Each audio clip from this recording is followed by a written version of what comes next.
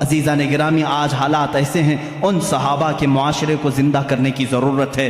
وہ صحابہ اپنی جانیں کیسے قربان کیے۔ ایک جوان ہے، ایک جوان یہودی کا بیٹا ہے، یہودی کا بیٹا ایک بار جلوہ رسول کو دیکھا فدا ہو گیا، باپ مارنے لگا، کہا دوبارہ جانا مت، کبھی جانا مت۔ نوجوان ہے، نوجوان ہے، باپ نے کہا دوبارہ کبھی جانا نہیں محمد کو دیکھنے کے لیے، لیکن وہ حسرت کہاں سے جائے جو ایک بار جلوہ رسول کو دیکھ لے۔ جس کا دل بدلنا ہوتا ہے مولا بدل چکا ہوتا ہے۔ یہودی گھر میں ہے، باپ نے زنجیریں باندھ دی ہاتھ پر پیروں پر، ماں نے بھی سختی کی، دروازے بند رکھے جاتے۔ اس حال میں اس نوجوان کو بیماری پکڑ لی، گھر سے باپ بھی نہیں بھیجتا، ماں بھی نہیں بھیجتی، بیمار ہو گیا، زنجیریں کھولی۔ اکلوتا بیٹا تھا یہودی ماں باپ کا، لیکن کٹر دشمن رسول تھے، نہیں جانے دیتے تھے۔ نوجوان بیمار ہو گیا، بیمار کا علاج بھی کرایا گیا، حکیم آئے، طبیب آئے، لیکن بیماری بڑھتی ہی گئی، بڑھتی گئی، اس لیے کہ یہ وہ بیماری ہے جس کا علاج بھی نہیں ہے۔ اعلیٰ حضرت رضی اللہ تعالیٰ عنہ نے فرمایا ہے، جان ہے عشق مصطفیٰ روز فزوں کرے خدا، جس کو ہو درد کا مزہ ناز دوا اٹھائے کیوں، پھر کے گلی گلی تباہ ٹھوکریں سب کی کھائی کیوں، دل کو جو عقل دے خدا تیری گلی سے جائے کیوں۔ یہ وہ صحابہ کا درد تھا۔ اس نوجوان نے جب بیماری شدت پکڑ لی، ماں باپ کو رحم آ گیا، ترس آ گیا۔ اب وہ وقت بھی آیا، ایک بڑے حکیم نے آ کر کے مشورہ دیا، اس کی جان بلب ہے، اس کی جان نکلنے کا وقت ہے، یہ مر جائے گا، اب یہ زندہ رہنے کی اس کے اندر کوئی بھی صورت نظر نہیں آتی۔ ماں باپ سے کہا جو کھائے کھلا دو، جو پیے پلا دو۔ حکیم چلا گیا، ماں باپ رونے لگے، جوان بیٹا ہمارے سامنے چلا جائے گا۔ اس کے پاس آئے، پوچھنے لگے بیٹا اتنا بیمار ہو گیا، معاف کر دے، ہم نے تیرے ساتھ سختیاں کی تھی، لیکن تو خوش ہو جا، تو کیا چاہتا ہے، کیا کھانا چاہتا ہے، کیا پینا چاہتا ہے؟ اس نوجوان نے کہا ایک بار محمد عربی کا چہرہ دیکھنا چاہتا ہوں صلی اللہ تعالیٰ علیہ وسلم۔ وہ ایمان لایا ہوا نہیں ہے، ایمان لایا ہوا نہیں ہے۔ اس باپ نے کہا اس کی تو حد ہو گئی، مرنے کے قریب آیا پھر بھی کہتا ہے اس کو دیکھوں گا۔ ماں نے روتے ہوئے کہا ایک بار تو بیٹے کی مان لو، کہہ دو محمد صلی اللہ علیہ وسلم کو دیکھنے کی اجازت دی جائے۔ وہ یہودی کہلا بھیجا ایک صحابی کے ذریعے کہ جاؤ محمد صلی اللہ علیہ وسلم سے کہہ دو میرا بیٹا بڑا بیمار ہے، ایک بار وہ میرے گھر آئیں، وہ دیکھنا چاہتا ہے مرنے سے پہلے۔ حضور صلی اللہ تعالیٰ علیہ وسلم، صبح کا وقت تھا، فجر کے بعد کا وقت تھا۔ حضور صلی اللہ علیہ وسلم سے جیسے ہی اس نے آ کر کے کہا اپنے صحابہ سمیت کہے چلو ہم اس کو دیکھنے کے لیے نکلتے ہیں۔ اللہ کے نبی صلی اللہ تعالیٰ علیہ وسلم تشریف لائے اور اس یہودی کے گھر میں جب بستر کے قریب گئے، اللہ اس کی جان میں جان آ گئی۔ وہ جو بیمار، وہ جو کمزور اپنے جسم کو حرکت نہیں دے سکتا تھا، اللہ کے نبی کو اپنے سرانے کے پاس دیکھ کر کے مسکرا پڑا، چہرے میں جان آ گئی اور حضور کو دیکھتا رہا۔ میرے آقا صلی اللہ علیہ وسلم نے فرمایا اتنی تاخیر کس بات کی، کیا اب بھی مجھے آخری رسول نہیں تسلیم کرو گے؟ اس نے کہا لا الہ الا اللہ محمد الرسول اللہ۔ میرے آقا صلی اللہ تعالیٰ علیہ وسلم نے اپنا دست مبارکہ اس کے چہرے پر رکھا تھا۔ میرے آقا کے جسم اقدس کی، دست اقدس کی ٹھنڈک پہنچی اور روح قبض عنصری سے پرواز کر گئی، وہ صحابیت کے مقام کو پہنچ گئے۔ جانتے ہیں کیسا صحابی؟ صحابی کسے کہتے ہیں جانتے ہیں؟ صحابی کسے کہتے ہیں؟ اللہ کے نبی نے فرمایا اگر میرا ایک صحابی جو کے دانے کے برابر بھی خیرات کرے اور میری امت احد پہاڑ کے برابر سونا خیرات کرے تب بھی جو کے دانے کے خیرات کے برابر نہیں ہو سکتی۔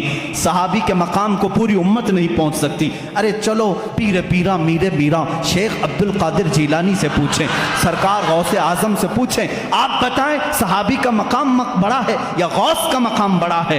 ہم تو غوث کہتے ہیں نا شیخ عبد القادر جیلانی کو۔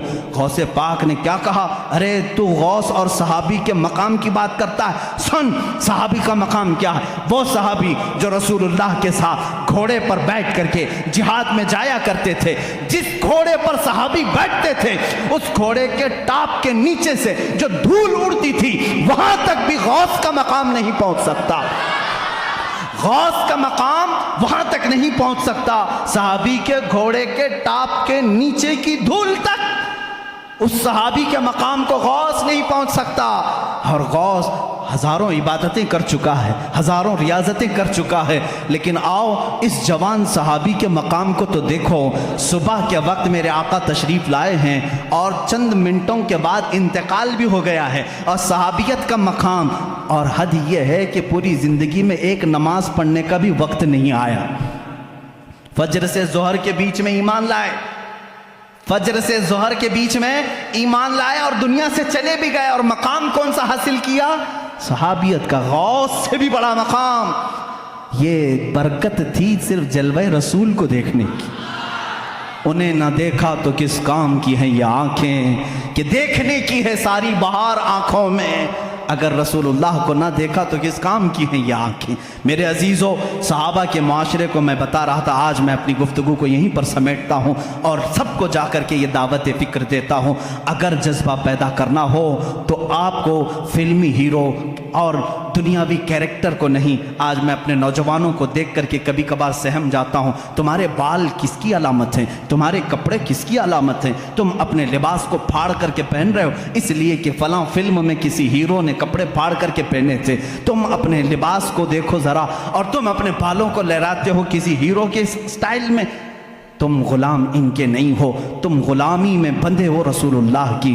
تم کبھی یہ جا کر کے کیوں نہیں پوچھتے میرے آقا صلی اللہ علیہ وسلم کا لباس کیا تھا؟ چلو وہ اگر لباس نہ ملے تو کم سے کم یہ تو پوچھتے میرے نبی کو کون سی شکل پسند تھی، کون سی غذا پسند تھی۔ یہ وہ صحابہ تھے جو حضور کے ہر غذا کو چن چن کر کے پسند کر کے کھایا کرتے تھے۔ حضرت عثمان رضی اللہ تعالیٰ عنہ، حضرت ابو بکر، یہ وہ صحابہ ہیں۔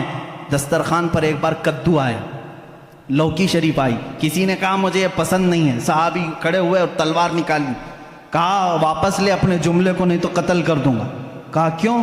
کدو نہ کھائیں گے تو قتل کریں گے۔ کہا نہ کھانا نہ کھا، لیکن یہ نہ کہہ کہ پسند نہیں، اس لیے کہ یہ کدو میرے نبی کو پسند ہے، میں برداشت نہیں کر سکتا اس چیز کو۔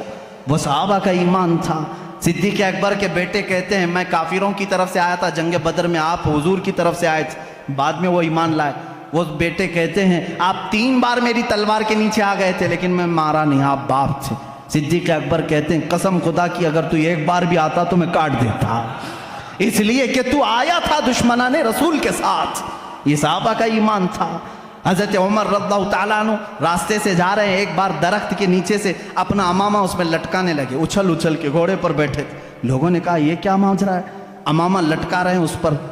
حضرت عمر کہتے ہیں ایک بار میں نبی کے ساتھ یہاں سے جا رہا تھا، یہ درخت کی ٹہنی تھوڑی نیچے لٹک رہی تھی، میرے آقا کا امامہ اس میں الجھ گیا تھا، حضور کا امامہ کھل گیا، میرے آقا نے پھر سے اس کو باندھا اور چلے گئے۔ آج میں یہاں سے گزر رہا تھا، ٹہنی اوپر ہے لیکن میں چاہتا تھا کہ نبی کی ادا پر عمل کر لوں، حضور کی ایک ادا بھی چھوٹنے نہ پائے۔ امام احمد بن حنبل ہیں، کہتے ہیں مجھے تربوز بہت پسند تھا، کلنگڑ بہت پسند تھا، اور میں نے سنا ہے کہ حضور نے بھی کھایا ہے، میرے آقا صلی اللہ علیہ وسلم نے بھی تناول فرمایا، لیکن زندگی پر خالی دیکھتے تھے اور کھائے نہیں۔ پوچھا لوگوں نے کیوں نہیں کھاتے، آپ کو معلوم ہے، آپ کو بھی اچھا لگتا ہے، حضور نے بھی کھایا ہے۔ کہتے میں انتظار میں وہ حدیث ڈھونڈ رہا ہوں، ابھی تک حدیث نہیں ملی حضور نے اس کے کتنے ٹکڑے کر کے کھائے تھے۔ یہ ان کا ایمان تھا۔ میرے عزیزو، حضور صلی اللہ تعالیٰ علیہ وسلم کی ایک ادا بھی ان سے چھوٹنے نہ پاتی تھی۔ آج ہماری زندگی بھی دیکھ لو، ہمارے اپنے جسم، کیا کوئی ہم سے یہ کہے گا یہ ترجمان رسول ہے، یہ محمد عربی صلی اللہ علیہ وسلم کا غلام ہے؟ تمہاری ذات میں وہ چیزیں کہاں چلی گئیں؟ آج دنیا پھر تم سے دیکھ رہی ہے، پوری دنیا کو آج پھر سے ثابت کر کے بتاؤ، جو جان مانگو تو جان دے دیں، جو مال مانگو تو مال دے دیں، مگر یہ ہم سے کبھی نہ ہوگا نبی کا جاہو جلال دیتے۔ ہم اپنے نبی کی امانتوں کے سفیر ہیں، ہم امین ہیں اپنے نبی کے اخلاق کے۔ اپنے بچوں کو سکھاؤ، کہانیاں وہ نہیں، میرے نبی کی محبت کی کہانیاں سناؤ۔ رسول اللہ سے صحابہ جو ٹوٹ کر کے چاہتے تھے، محبت کرتے تھے، وہ واقعات سناؤ، پھر دیکھنا تمہارا بیٹا کبھی بزدل نہیں پیدا ہوگا، کبھی بزدل نہیں ہوگا۔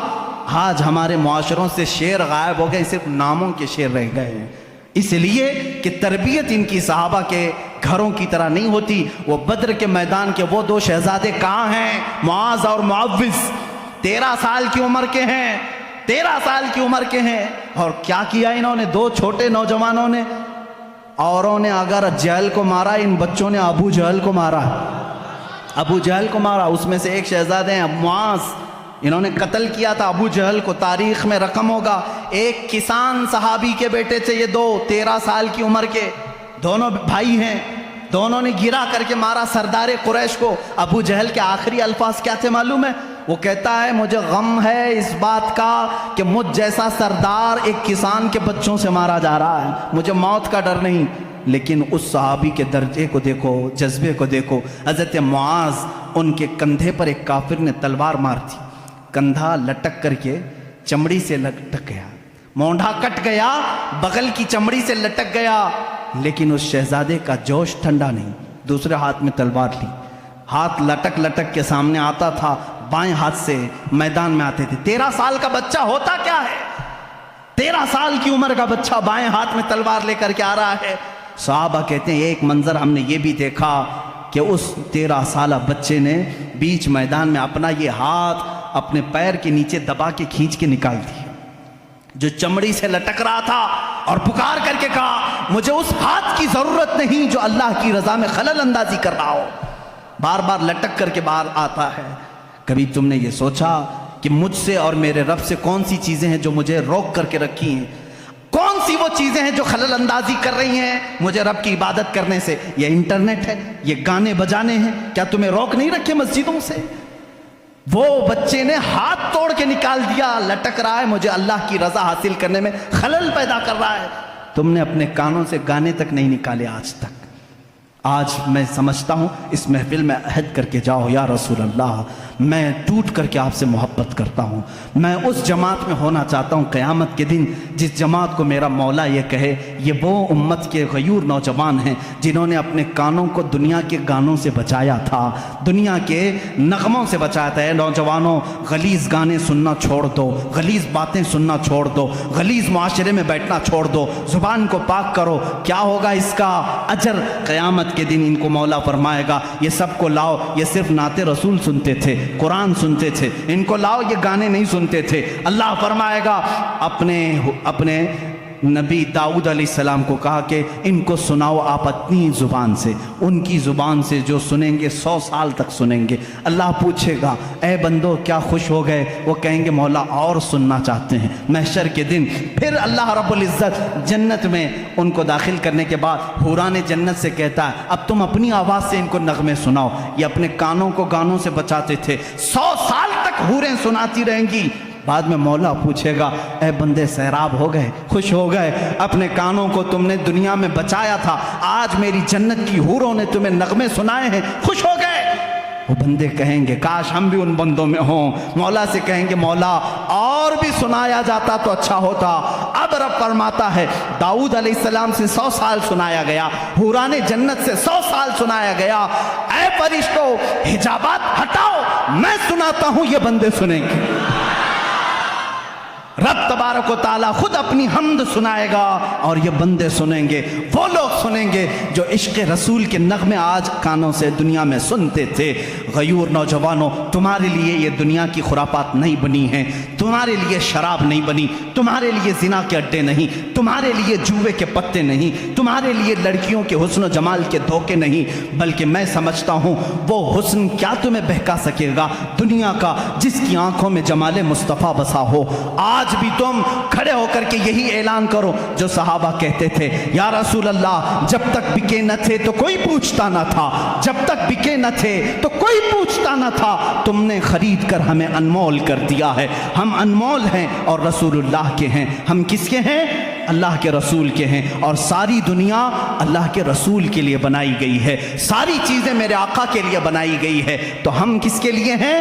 رسول کے لیے ہیں۔ اسی پر میں گفتگو ختم کرتا ہوں جو امام اہل سنت فاضل بریلوی نے ہمیں تعلیم دی ہے، زمین و زمان تمہارے لیے